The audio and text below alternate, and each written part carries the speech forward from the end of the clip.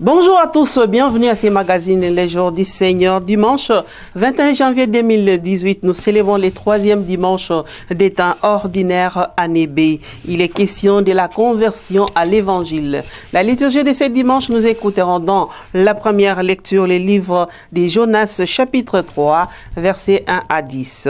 Les gens de Ninive se détournèrent de leur conduite mauvaise. Les psaumes pour ce dimanche, nous célébrons le troisième dimanche des temps ordinaire, nous allons ensemble méditer le psaume 24. Fais-nous connaître tes chemins, Seigneur. Deuxième lecture, nous écouterons la première lettre de Saint Paul apôtre aux Corinthiens, chapitre 7, versets 29 à 31. Il passe ces mondes tels que nous les voyons. L'évangile pour ce dimanche, nous allons écouter Marc, chapitre 1, versets 14 à 20. Convertissez-vous et croyez à l'évangile. Chers téléspectateurs, chers auditeurs, au cours de ces magazines, les jours du Seigneur, nous vous parlerons dans cette émission de la semaine de l'unité des chrétiens. Nous vous parlerons aussi du voyage du Saint-Père au Chili et au Pérou, et ensuite nous vous donnerons quelques nouvelles des non-diocèses. Avant de retrouver le Père Jean-Paul Monongo pour l'évangile et l'homélie du jour, Hercule Kitoko va nous proposer une chanson et nous nous retrouverons plus tard pour la suite de l'émission.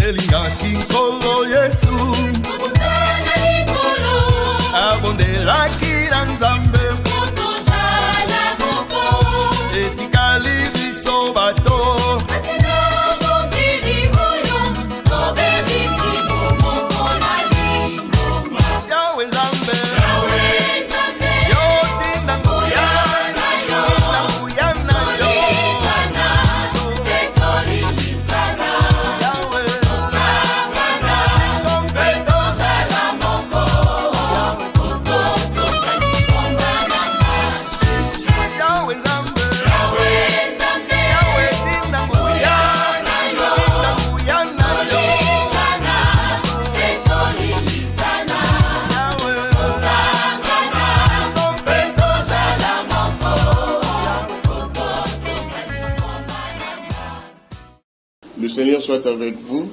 et avec votre esprit. Évangile de Jésus-Christ selon saint Marc. Gloire à toi, Seigneur. Le premier chapitre du 14e au 20e verset. Après l'arrestation de Jean-Baptiste, Jésus partit pour la Galilée.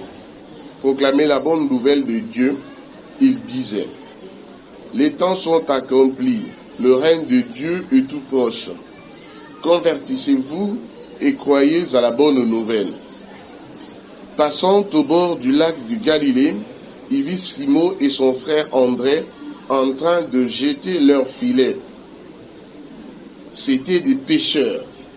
Jésus leur dit: venez derrière moi, je ferai de vous des pêcheurs d'hommes. Aussitôt, laissant là leurs filets, ils les suivirent. Un peu plus loin, Jésus vit Jacques, fils de Zébédée, et son frère Jean, qui étaient aussi dans leur barque et préparaient leurs filets. Jésus les appela aussitôt. Alors, laissant dans la barque leur père avec ses ouvriers, ils partirent derrière lui. Acclamons la parole de Dieu. Louange à toi, Seigneur Jésus. Chers frères et sœurs, bien-aimés dans le Seigneur, l'évangile de ce troisième dimanche du temps ordinaire nous montre Jésus qui prêche la bonne nouvelle du royaume de Dieu. Il passe au bord de la mer. Ce n'est pas par hasard qu'il a choisi cet endroit. Dans la littérature biblique, la mer représente le siège des forces mauvaises. On l'a supposé peuplé de monstres marins. C'est là que Jésus va annoncer la bonne nouvelle. Pour Jésus, il est urgent de sortir les hommes de l'univers de la mort. Son grand projet c'est de rassembler tous les hommes sur la montagne, symbole de la présence de Dieu. C'est là que Dieu donne rendez-vous à son peuple pour leur dire tout l'amour qu'il leur porte. Ses frères et sœurs, bien-aimés dans le Seigneur, Jésus continue à vouloir sauver tous les hommes de tout le temps. La fête de l'Épiphanie nous a rappelé qu'il est venu pour tous, y compris pour les étrangers. Pour remplir mieux, pour accomplir sa mission, il n'hésite pas à aller le chercher dans tous les lieux de perdition. Il veut les libérer de la haine, de la violence, de l'égoïsme et de tout ce qui les entraîne à leur perte. Nous sommes son bien le plus précieux et il veut tous nous combler de son amour. Plus tard, il dira qu'il n'est pas venu pour condamner le monde, mais pour le sauver.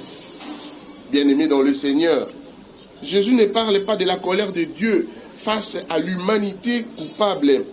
Il ne vient pas pour remettre les hommes à leur place, mais pour leur annoncer qu'ils sont des fils de Dieu. Il vient allumer en eux le feu de la joie et le feu de l'amour. La tâche est sans doute immense. Pour embraser le monde de son amour, il fait appel à des hommes et des femmes.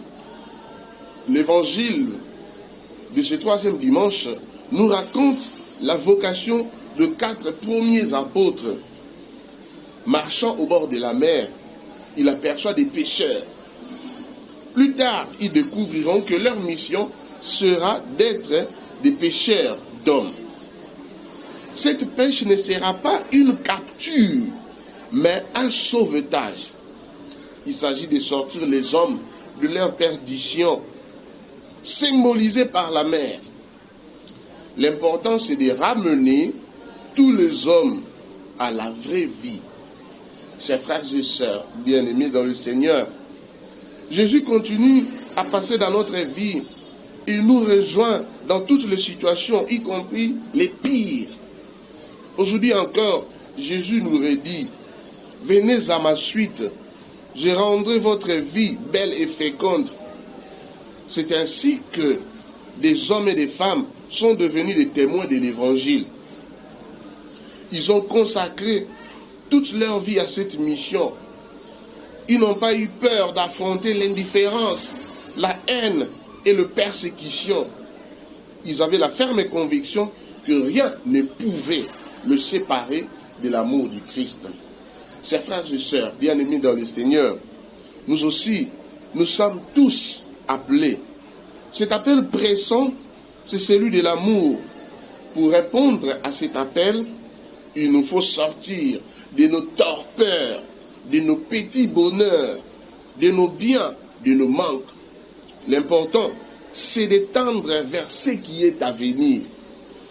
Bien-aimés dans le Seigneur, chers frères et sœurs, la première lecture nous raconte le témoignage de Jonas. Elle nous rappelle la fonction fatigue du prophète, c'est-à-dire le prophète a la mission d'annoncer la parole de Dieu et de dénoncer le mal. La fonction fatigue n'est rien d'autre que la fonction de la parole. C'est grâce à la parole, c'est grâce à sa bouche que le prophète doit annoncer la bonne nouvelle et dénoncer le mal. Peuple de Dieu, le mal ne produit que le mal. Le mal, même si tout le monde le faisait, il ne changera jamais pour devenir le bien. Et le bien, même si personne ne le fait, ne changera jamais pour devenir mal. Chers frères et sœurs bien-aimés dans le Seigneur, Jonas est appelé par Dieu pour annoncer à la ville de Ninive que son péché entraînera sa destruction. Ninive est en Irak, l'actuel Irak. Ce pays était déjà le pire ennemi d'Israël. Il avait écrasé d'une manière implacable. Or voilà que Dieu se préoccupe aussi du sort de Ninive. Il demande à Jonas de porter un ultimatum à cette ville. Après de nombreuses aventures, le prophète y va avec le peur au ventre. Il annonce à cette ville que dans 40 jours, elle sera détruite. Les Ninivites crurent en Dieu. Ils annoncèrent un jeûne. Et tous, du plus grand au plus petit, prirent un vêtement de deuil. Chers frères et sœurs bien-aimés dans le Seigneur, notre prophétisme chrétien doit nous aider à imiter l'exemple de Jonas dans la noce de la bonne nouvelle. Les prophètes doivent tenir bon devant les difficultés et les épreuves. Il ne doit pas reculer devant les menaces et les attaques. Moins encore, il doit rester et demeurer toujours ami de la vérité. Il doit annoncer la vérité. Il doit dire la vérité. Il doit prêcher la vérité, même au péril de sa vie.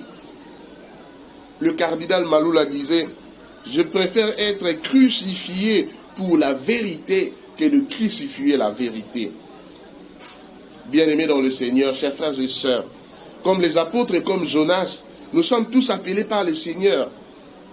Bien sûr, tous n'ont pas à quitter leur métier pour aller annoncer l'évangile. Mais nous sommes tous appelés à suivre Jésus. Nous sommes dans la semaine de prière pour l'unité des chrétiens. En communion avec tous les chrétiens de différentes confessions religieuses, nous nous tournons ensemble vers le Christ. C'est autour de lui, autour de Jésus, et non autour de nos certitudes que doit se construire cette unité de ses disciples. C'est absolument indispensable si nous voulons que notre témoignage porte du fruit. Amen.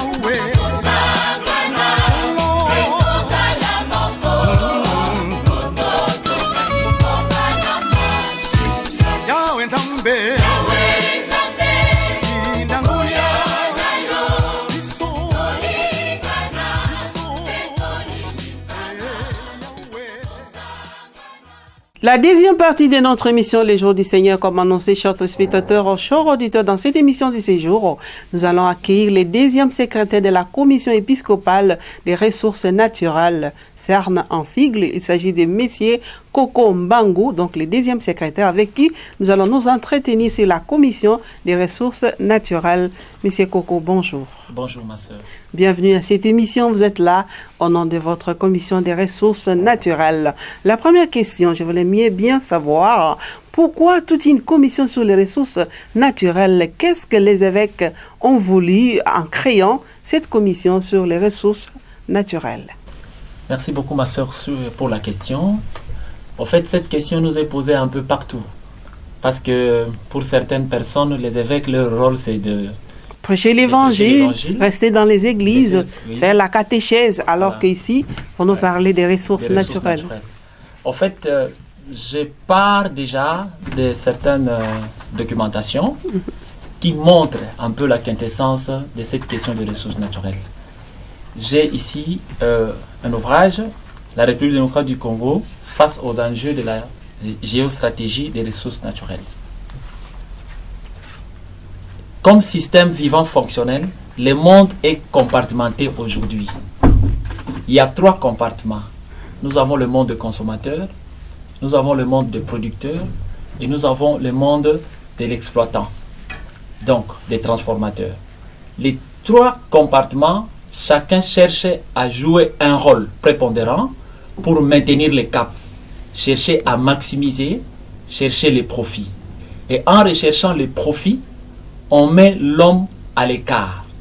On détruit l'homme. Donc c'est les profits qui comptent. C'est les profits qui comptent.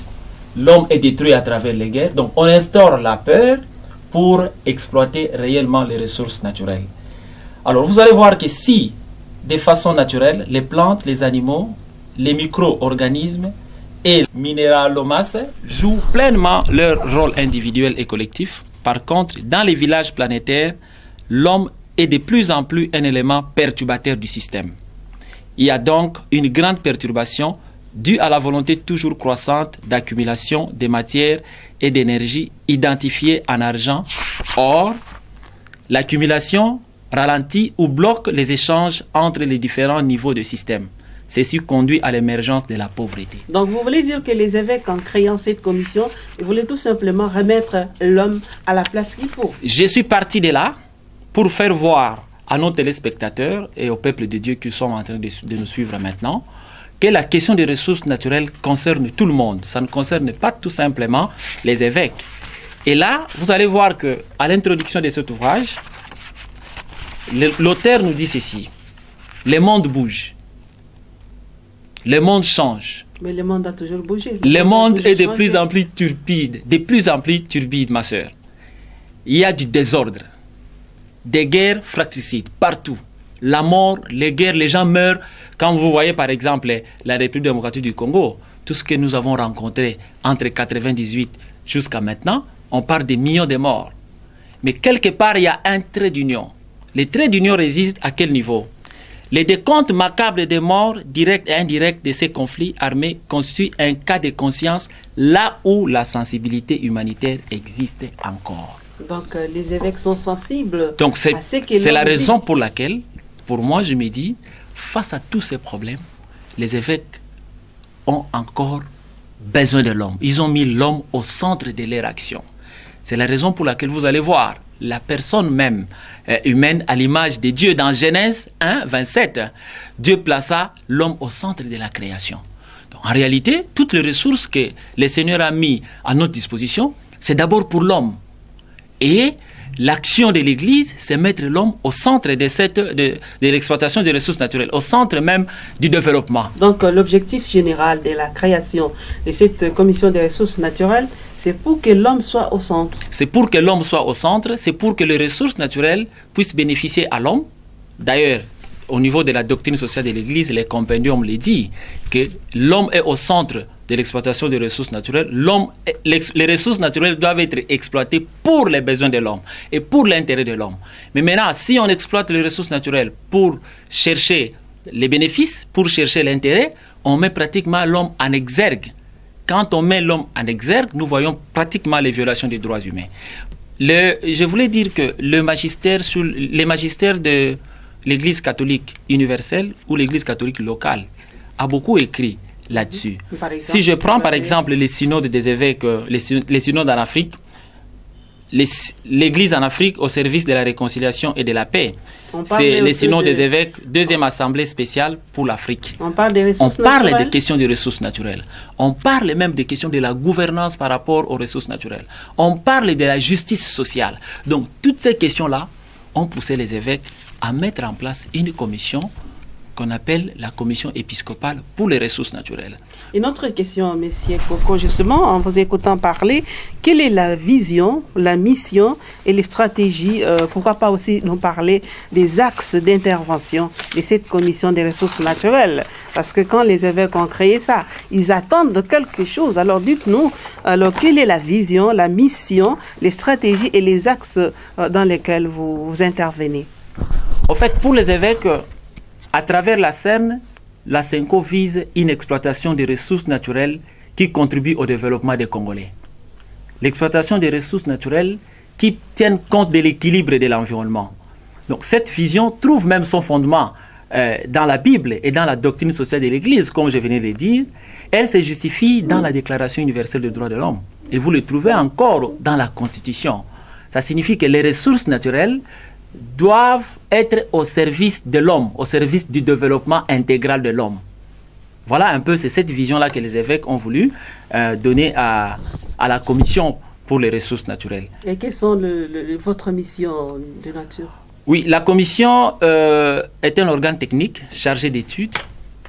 Il récolte les informations, et vous il informez les sensibilise évêques. et ils informent les évêques pour leur position par rapport au plaidoyer au niveau local, national et puis au niveau international. Mais le pays est grand. Comment vous faites pour avoir la réalité de tout ce qui s'y passe? Oui, lorsque les évêques avaient créé la commission, en 2007, il était question de mettre en place un secrétariat.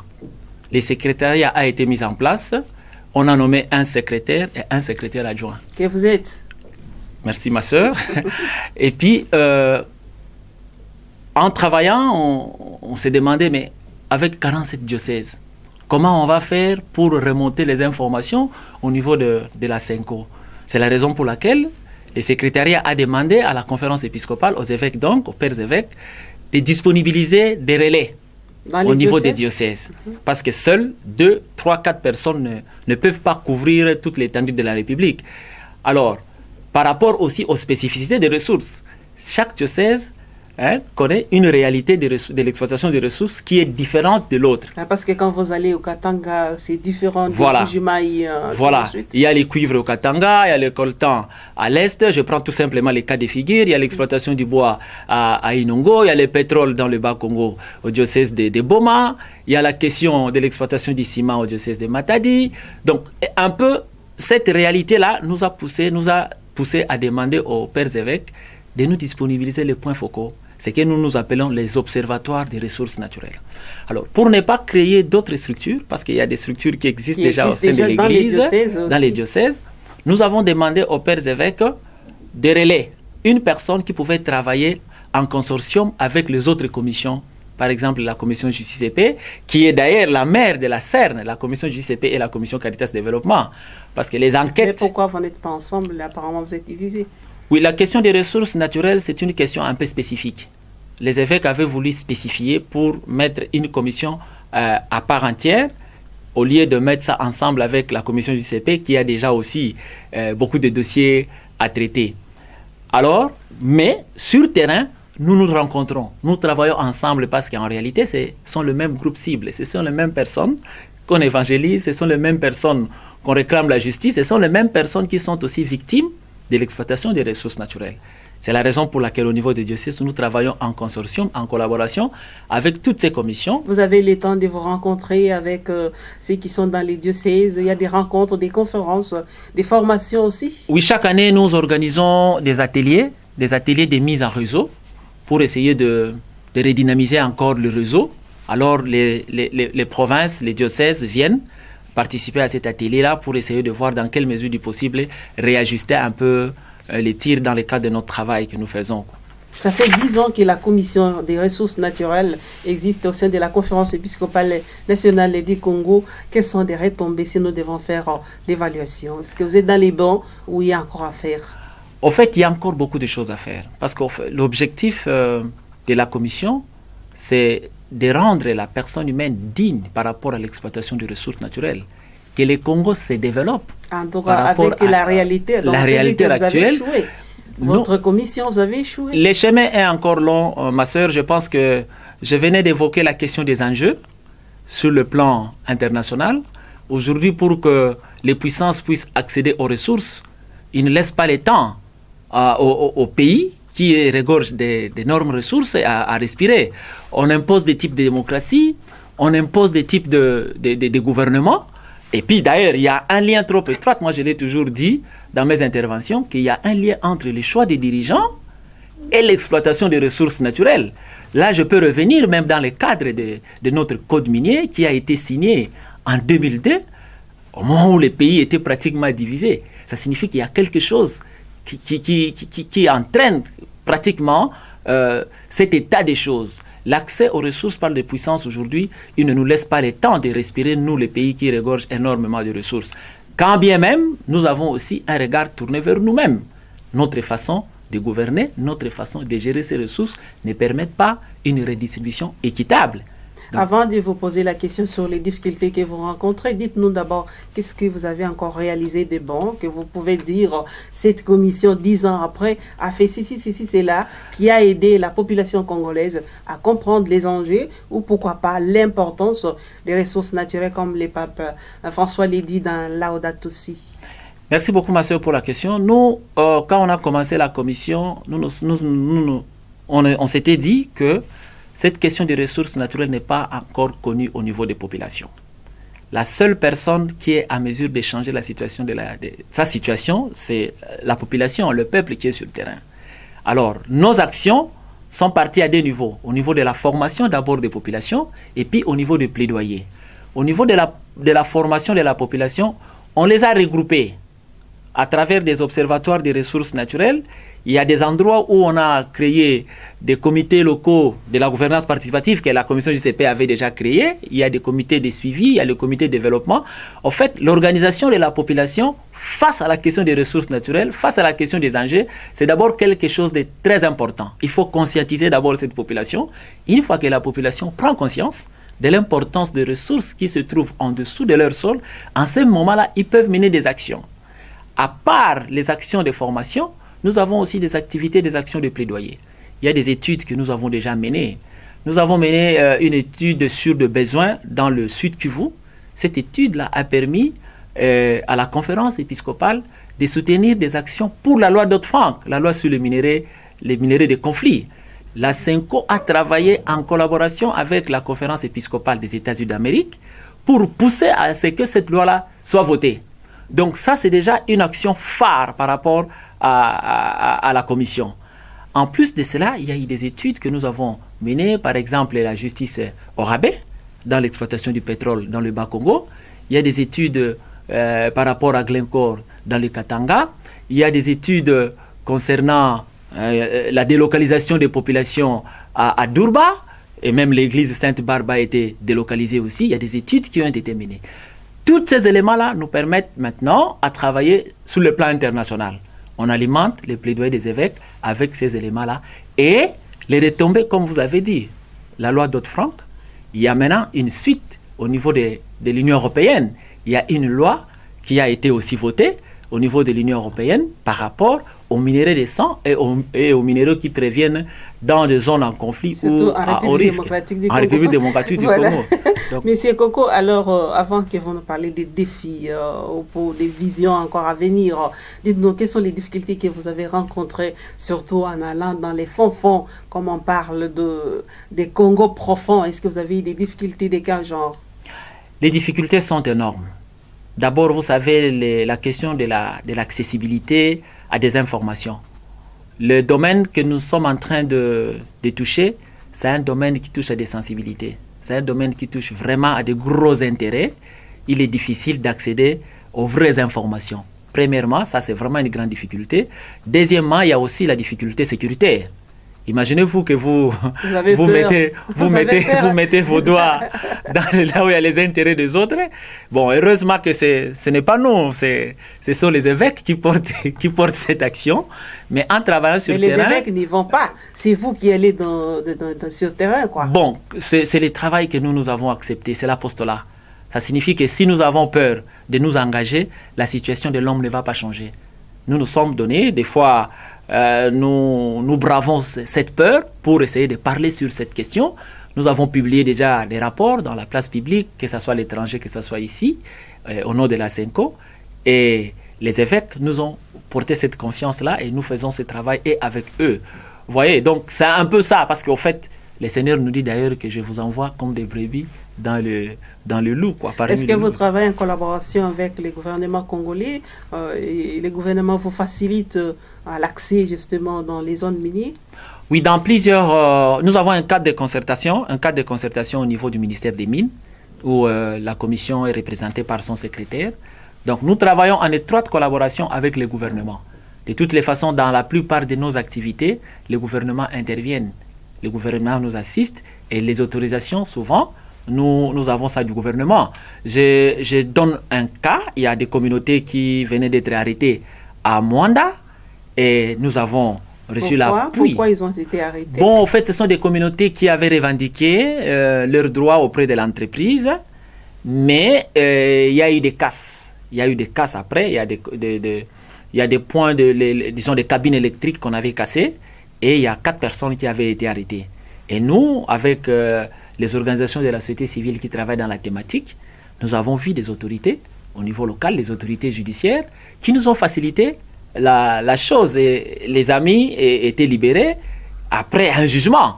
Parce qu'en fait, les problèmes qui étaient là, les délais de la détention étaient tellement longs, c'était quand même un peu illégal. Et quand on a touché les procureurs avec certaines autorités, directement, l'intervention des autorités a fait en sorte que le monsieur a été jugé rapidement et puis ils ont été libérés.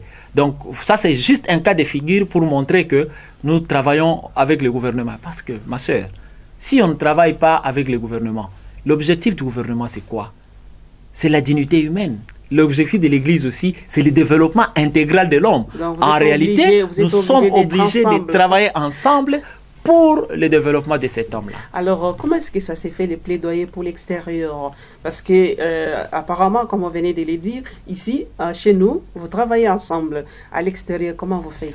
Oui, les plaidoyers au niveau local aussi c'est fait. Par exemple, par rapport à la révision de notre code minier, vous savez que, comme je l'ai dit déjà, le code qui a été, disons, signé en 2002, ce code-là devrait... Et disons, je peux prendre un terme expiré en 2012, mais il a fallu déjà négocier comment il faut revoir ce code minier. Il y a des plaidoyers qui ont été faits. Maintenant, ce code-là se trouve au Parlement. Ça signifie au niveau ici, nous travaillons ensemble, on attend que le Parlement puisse traiter et puis voter le nouveau code minier. Et sur le plan international, nous avons les églises sœurs du Nord. Par exemple, dans le cadre de la loi Dodd-Frank, c'est la conférence épiscopale des États-Unis qui nous a mis au parfum qu'il y avait un projet de loi sur cette thématique et la conférence épiscopale du Congo, à travers la commission, a travaillé pour alimenter ces plaidoyers, que ce soit au niveau de l'Union européenne, que ce soit au niveau des structures des Nations Unies des droits de l'homme. Ça signifie que nous avons les partenaires des Églises Sœurs du Nord qui nous accompagnent dans le plaidoyer sur le plan international. Merci beaucoup, Monsieur Coco, parce que 10 ans, c'est déjà quelque chose. Vous avez déjà mis des jalons, vous savez déjà par où passer, comment faire. Alors, quels sont les défis qui vous attendent? Les défis sont énormes. D'abord, la réorganisation ou l'organisation et la sensibilisation des populations. Vous savez, le Congo, il est très vaste.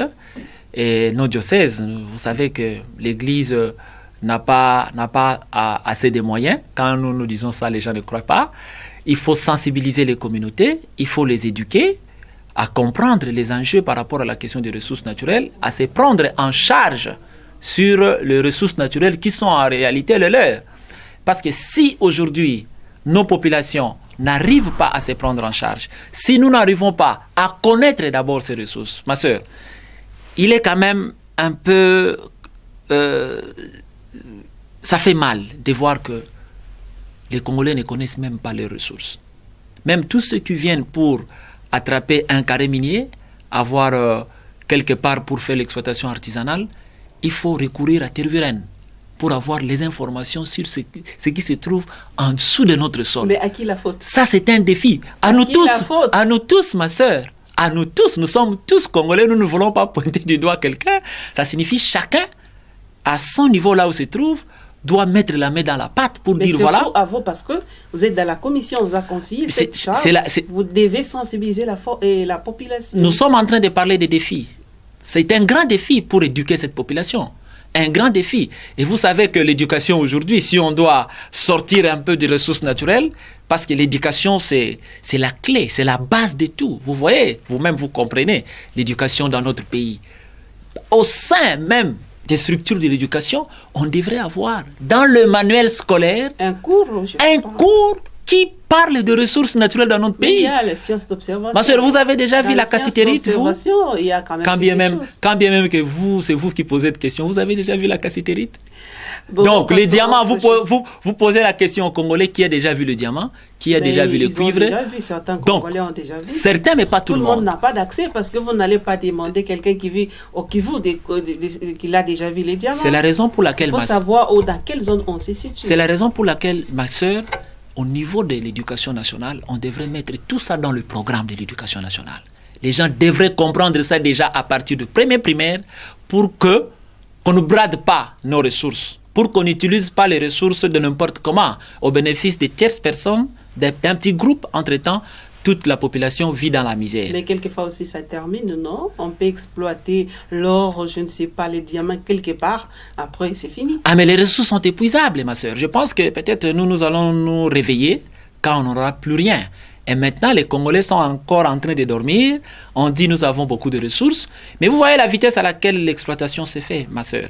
Quand vous regardez l'exploitation du bois, les véhicules de bois qui passent, quand vous allez dans le Katanga, Est-ce vous que allez vous voir les dénoncez véhicules. ça, vous, Mais c'est le avec cette travail, commission? c'est le travail que nous sommes en train de faire. C'est dans la récolte des données. C'est ça les défis. Vous avez parlé des défis. Justement, je suis en train de relever les difficultés que nous rencontrons.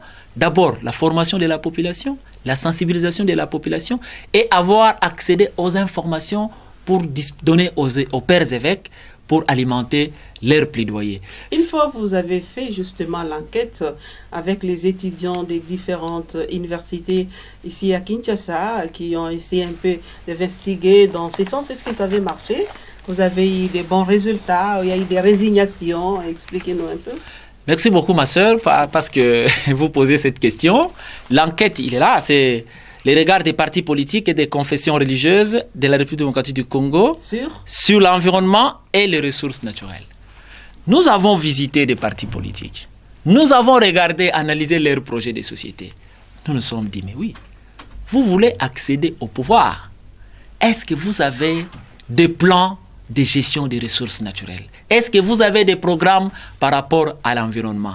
Ma sœur, nous avons été, si je peux dire, estomaqués de voir que on veut avoir le pouvoir, mais dans les projets de société, les questions liées aux ressources naturelles qui sont... Pas beaucoup abordé. Ce n'est pas abordé. Entre-temps, ces pays ici est visé par rapport aux ressources naturelles qu'ils regorgent. Et c'est ça notre malheur. Et c'est ça notre malheur. Si les partis politiques, eux, qui doivent aussi former les populations, former les gens, n'ont pas dans leur projet de société la question des ressources naturelles. Il n'y en a pas beaucoup sur une 500aine de partis qu'on avait vus, je crois, je n'ai plus la précision, ça doit être 18 ou 20 seulement, qui ont des projets de société qui contiennent les questions des ressources naturelles ou de la protection de l'environnement. Mais en vous écoutant parlant, M. Coco, à propos des défis, j'ai peur. Est-ce que vous avez aussi peur que vous n'arrivez pas à réaliser la mission que les évêques vous ont confiée? Vous avez l'espoir? J'ai de l'espoir, ma soeur, parce que par la grâce, le Saint-Esprit nous conduit. Je pense que Dieu a mis ses ressources à notre disposition. C'est avec sa grâce, c'est avec sa force qu'on pourra y arriver. Parce que sans mettre Dieu au centre, l'homme a été créé à l'image de Dieu.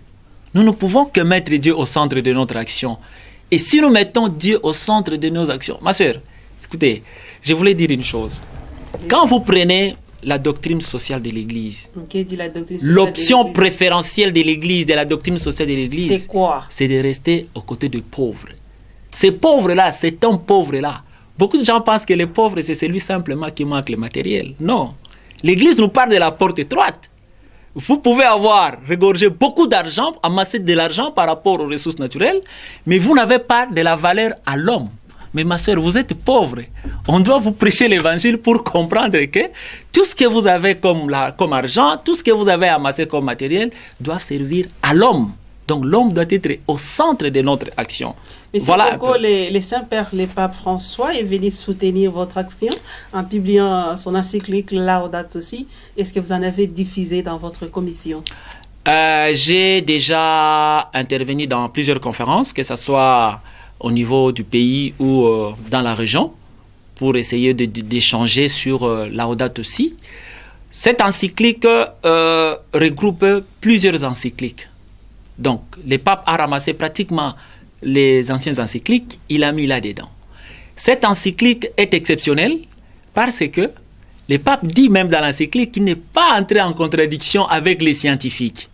Il a intervenu les scientifiques dans l'élaboration de cette encyclique. Cette encyclique est exceptionnelle parce que le pape a associé d'autres confessions religieuses dans l'élaboration. Ça signifie que cette encyclique n'a pas de frontières. Ce qu'il faut retenir, c'est que le pape nous demande de changer les paradigmes, notre manière de vivre pour avoir un monde meilleur. Le pape nous demande de changer nos comportements. Chacun là où il se trouve, à l'école, pour jeter un papier, dans les transports, chacun là où il se trouve doit changer le comportement pour cette maison commune, que la terre que le Seigneur nous a donnée. Parce que il ne faut pas exploiter pour le plaisir d'exploiter. Cette maison, c'est aussi, les ressources naturelles, c'est pour nous. C'est pour la consommation. C'est aussi pour protéger la maison commune. Nous devons manger les ressources tout en protégeant là où nous dormons. Au cas contraire, nous détruisons l'environnement et avec le réchauffement climatique, le réchauffement planétaire, on n'aura pas de maison pour dormir. Donc, je vous encourage parce que vous avez l'espoir qu'un jour, ces mondes, surtout les Congolais pourront un peu jouir de leurs ressources naturelles. Vous avez dit, avec Dieu, tout est possible, comme on dit aussi. Aide-toi et le ciel t'aidera. Dieu ne descendra pas du ciel pour ramasser ses papiers, pour faire ceci, cela, comme vous venez de le dire. Alors, quel est l'appel que vous lancez aux uns aux autres pour pouvoir vous aider à réaliser votre mission? Pour bien réaliser notre mission, nous voulons vraiment l'implication de tout le monde. L'implication de toute la communauté nationale et l'implication des partenaires pour que les ressources naturelles... Vous savez, je voulais revenir même par rapport au principe de la destination universelle de biens. Oui, allez-y. Le principe qui est dans le compendium de la doctrine sociale de l'Église. Les biens de la terre appartiennent à tout le monde. C'est tout le monde qui doit travailler pour que ces biens puissent aider, quoi. Au cas contraire, ces biens de la terre vont servir tout simplement à une catégorie de personnes. C'est ce que nous voyons en République démocratique du Congo. D'où la raison pour laquelle nous lançons l'appel. Que ce soit aux multinationales, que ce soit aux populations locales, que ce soit au gouvernement, aux partenaires multilatéraux et bilatéraux. Il faut mettre l'homme au centre de votre action. Parce que la terre a été donnée à l'homme pour son utilisation et aussi pour sa vie. Laisser l'homme en dehors de l'exploitation des ressources naturelles ou bien exploiter l'homme, chasser l'homme sur sa terre pour des raisons de l'exploitation des ressources naturelles, c'est détruire carrément la vie. Voilà un peu l'appel que je peux lancer. Soutenir l'action de la conférence épiscopale aux partenaires qui sont à l'extérieur et qui nous aident. Nous avons besoin de beaucoup plus d'informations. Que le gouvernement nous ouvre aussi des portes par rapport à certaines informations sensibles. Ça va aider nos pères les évêques à bien mener leur plaidoyer. Merci beaucoup, Monsieur Koko. Le temps nous fait défaut, on doit pouvoir nous arrêter parce que nous sommes encore au début de l'année. Vous avez droit de présenter vos vœux le meilleur à tous ceux qui vous suivent ou aux personnes qui vous sont chères. Merci beaucoup, ma sœur. Je présente d'abord mes vœux le meilleur à nos pères les évêques de la conférence épiscopale nationale du Congo qui ont pris l'initiative de créer cette commission. Je présente mes vœux aux secrétaires généraux de la conférence nationale, de la conférence épiscopale nationale du Congo. Je présente mes vœux à tous les secrétaires et secrétaires adjoints des commissions. Et je présente mes vœux à tous les personnels de la CENCO, des structures centrales de la CENCO, et puis à tous les amis avec lesquels nous travaillons au bureau de la CERN, en commençant par les secrétaires de la commission. Je présente mes vœux à toute ma famille, à toute la famille Mbangu, là où ils se retrouvent, ici à Kinshasa, à Kikwit au diocèse et puis à l'étranger. Je présente aussi mes vœux à la famille, à ma famille de Rigini, mes amis qui sont à la paroisse Marie-Reine des Apôtres. Je vous présente les vœux le meilleur. Et je présente mes vœux à tout le monde, à tous ceux qui me connaissent. Merci, ma soeur.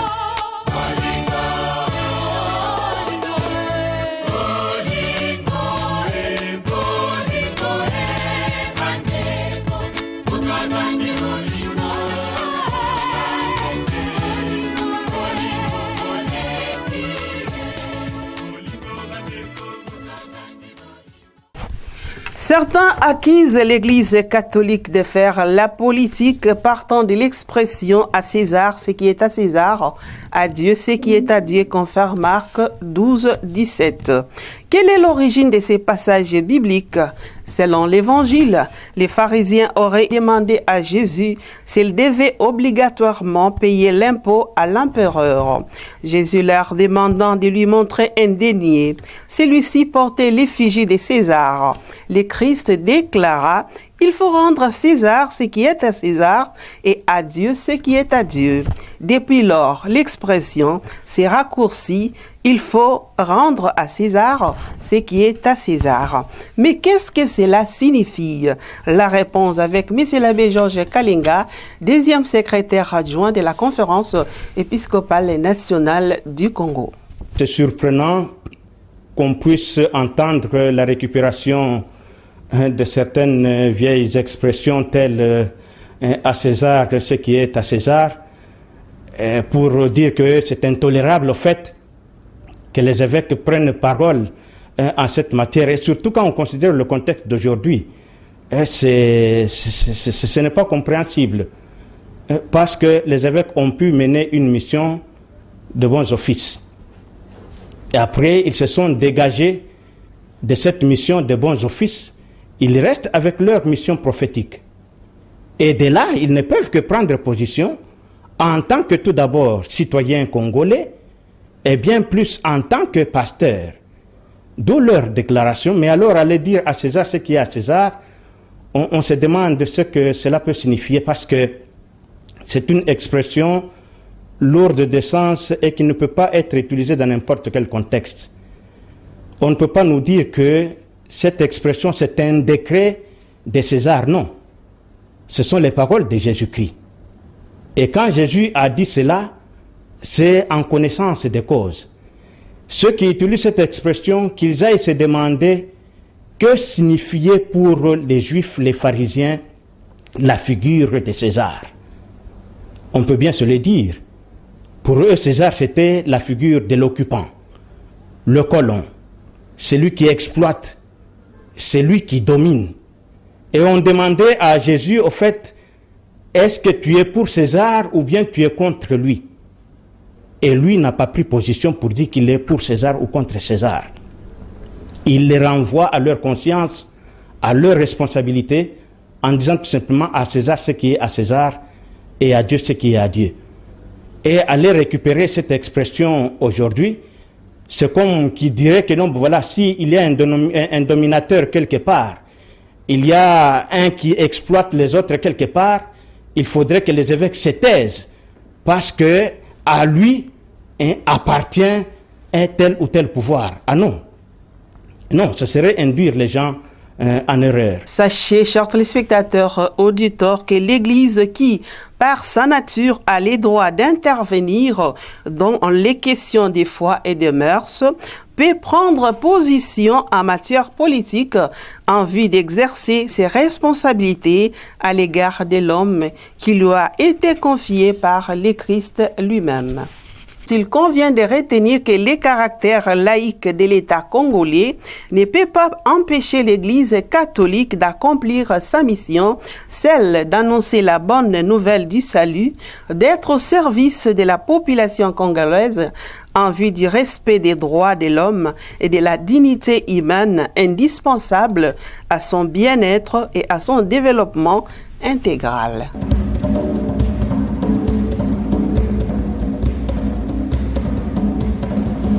Peuple choisi par Dieu, viens adorer ton chef et ton pasteur.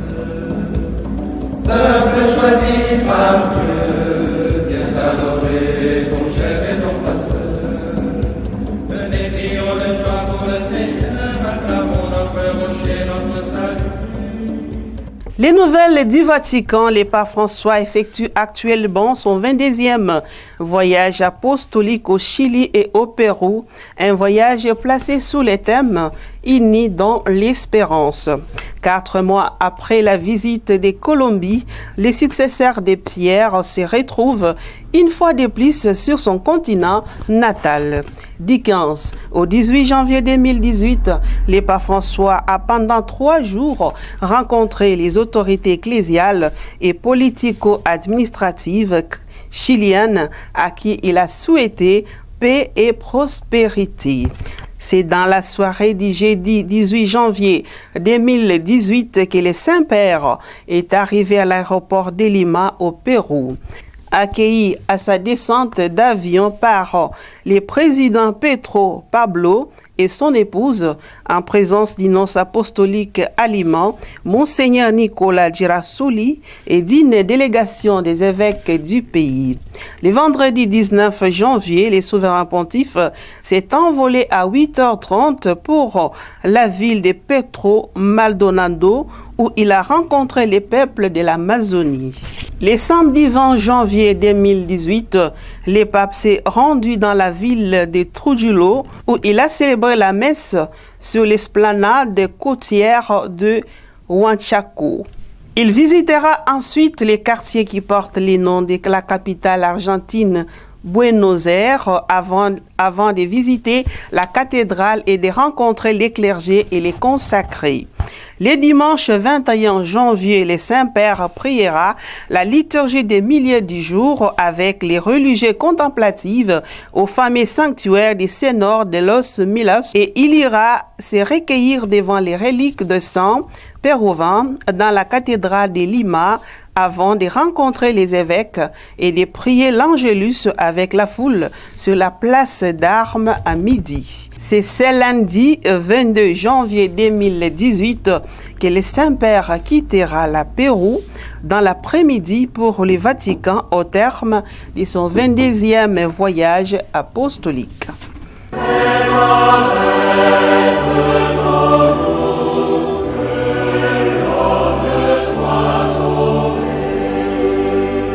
La situation socio-pastorale de la RDC au Burundi ainsi que dans le Rwanda était un des points à l'ordre du jour de la réunion statutaire des évêques membres de l'Association des conférences épiscopales de l'Afrique centrale, ACEAC.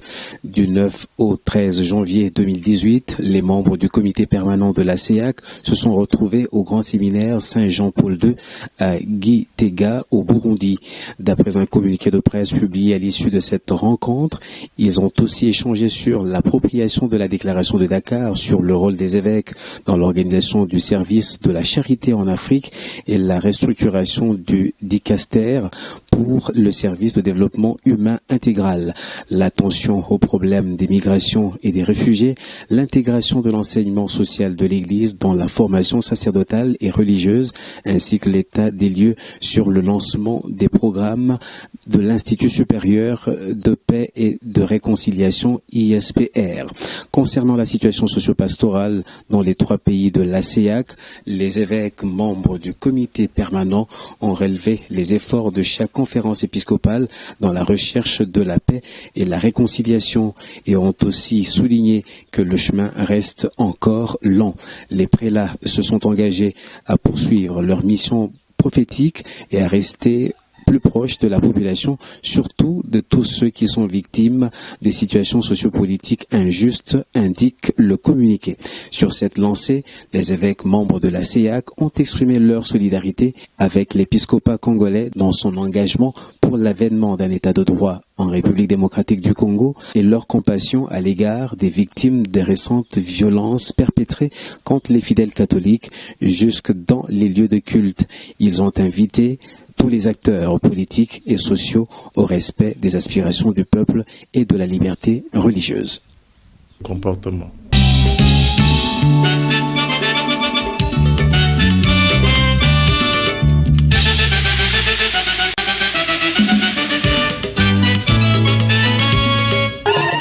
Le président de la commission justice et paix du diocèse de Mbuji-Mayi au Kasaï oriental fait d'après ses dires l'objet d'une filature de personnes étranges.